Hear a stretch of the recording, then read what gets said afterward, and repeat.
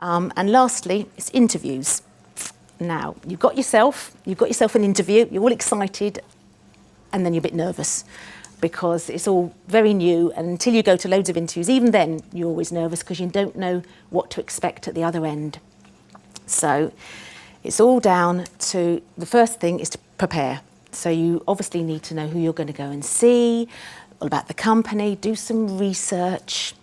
What's really good idea is look into what the companies do, have a little think about who their competitors might be, look at any newspaper articles about them, find out what they've been doing, what they're achieving, see if you can come up, think of some useful comments that would aid in the interview, and questions as well. Take a piece of paper in. You're not, you can have all these questions in mind, and you'll sit there and you'll be talking, and they'll say, any questions, and you'll go, and then you won't. You'll go blank. So just take a piece of paper, and I'll tell you what, they like it because they like to think that you've really thought about the interview, that you've planned, because it shows that you really want the job. So don't worry about taking any materials or newspaper articles or anything in. It's a good idea to do that. So you want to, the more prepared you are, the more relaxed you're going to be about the interview because you know what to expect. So find out about the company, ask the agency, if it's through an agency, what the interviewer is going to be looking out for, what they do and don't like, and get yourself all prepared for that.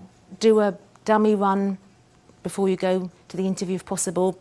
Work out how long it's going to take. Go on Google Maps to see what the front door looks like so you know what to expect when you get there. Because some studios are tucked away in unusual places and there's not very obvious nice big shop front for you to go into. So make sure you know where you're going, and you've got all your relevant information. If it takes half an hour, go an hour before. If it takes an hour and a half, go 2 hours. Just take extra because you can't rely on public transport, I'm afraid. It's always going to go wrong on the one day that you don't want it to. So give yourself extra time. You don't want to be flustered. So you can walk around the block, have a cup of coffee, get yourself all ready before you go in. And the next thing is what you're going to wear. Now, that's a bit of a tricky one because, if you're going for a corporate interview, an IT interview, all those, it's obvious. You're suited and booted and there you go. So what do you guys wear? Well, I would still, I'm afraid, err on the side of conservatism because you don't know what they're going to be like. Unless you know what the dress code is, you want to show that you want the job.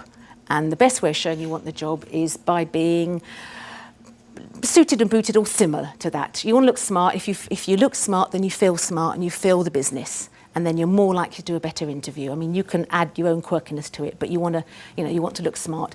I've got a couple of examples. I had one chap that took his motorbike to the interview and turned up in his biking gear, in his leathers, and didn't have a change of clothes. And he had to sit the whole time through, in all of his leathers. And that didn't look very good in the interview, and he wasn't very comfortable. Funnily enough, he didn't get the job. And I've had another girl wearing leather trousers and very high heels that she couldn't walk in. That wasn't too good either. I've had dirty fingernails. I've had unkempt hair. This may sound not important to the job you're going for, but it's getting the right impression at the other end, okay? And one other example, I had a girl that turned up with her dog. She couldn't find anyone to look after it, so she thought she'd bring it along to the interview. The problem there, apart from having a dog, what you do with it, is the receptionist had to look after it. And then sometimes what companies will do is after you've left the interview, they'll ask around and say, did you see that person? What did you think of them? Were they polite? Were they smiling? Were they nice? And this receptionist said, I had to look after this dog that barked the whole time. And the person didn't get the interview.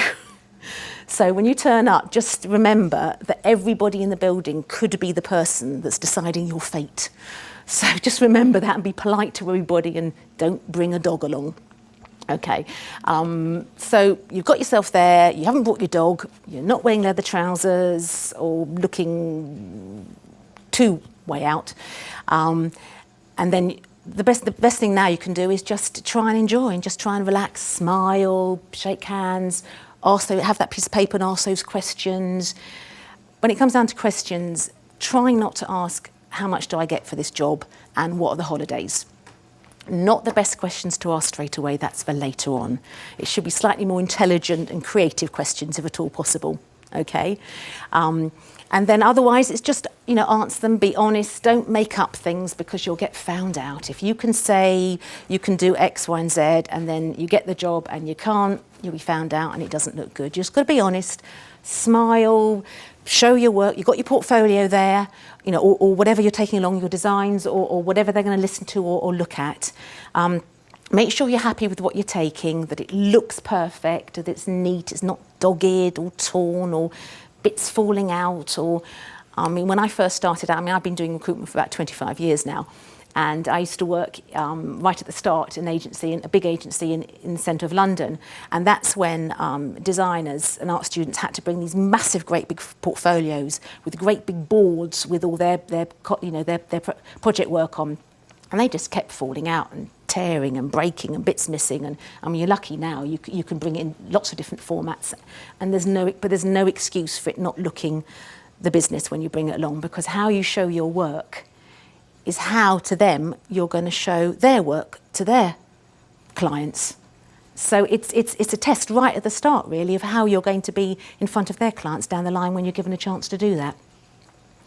So anyway, you've had your interview, you've done as well as you can do, you smiled, you've shown you're friendly, you've shown you're not a prima donna and you're happy to do whatever menial job, whether you are or not, but you're showing willing that you're going to work your way up, and then all you can do is thank them. Make sure you do thank them, and if at all possible, get their business card, because that business card, as many business cards as you can collect, is so important, because that's part of your networking. You can send them an email afterwards to thank them for the interview, telling them things you may have forgotten about in the interview, but that little piece of card, that's really important for you, for your networking and for getting your job. And then you just got to hope that you've got it. And if you haven't, there'll be another one, and there'll be another one. Keep on trying, and that job will be out there for you. But just ask everyone help. And good luck.